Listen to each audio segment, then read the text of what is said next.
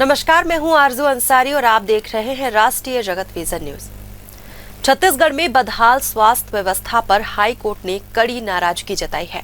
Court ने Raipur AIIMS में मरीजों को डॉक्टर से मिलने के लिए 48 घंटे तक इंतजार कराने और बिलासपुर के अस्पतालों में डॉक्टरों के समय पर न पहुंचने जैसी अव्यवस्थाओं को गंभीर चिंता का विषय बताया।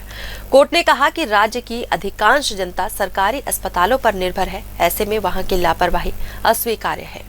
मीडिया रिपोर्ट्स के आधार पर जनहित याचिका मानकर सुनवाई करते हुए कोर्ट ने पाया कि अस्पतालों में लंबी कतारें लगती हैं, सर्जरी के लिए 4 महीने का इंतजार करना पड़ता है और एक्सरे जैसी साधारण जांच में भी 3 घंटे का समय लगता है। गर्भावस्था जांच किट के गलत परिणाम, घटिया गुणवत्ता की सर्जिकल सामग्री और जीवन रक्षक दवाओं के लैब परीक्षण में फेल होने के बावजूद बाजार में बिकने जैसी गंभीर खामियां भी सामने आई हैं।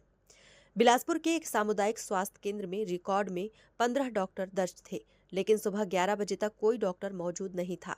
250 से ज्यादा मरीज कतार में खड़े थे और एक्सरे यूनिट 1 साल से बंद पड़ी थी। रिएजेंट की आपूर्ति न होने से हमर लैब भी बंद थी।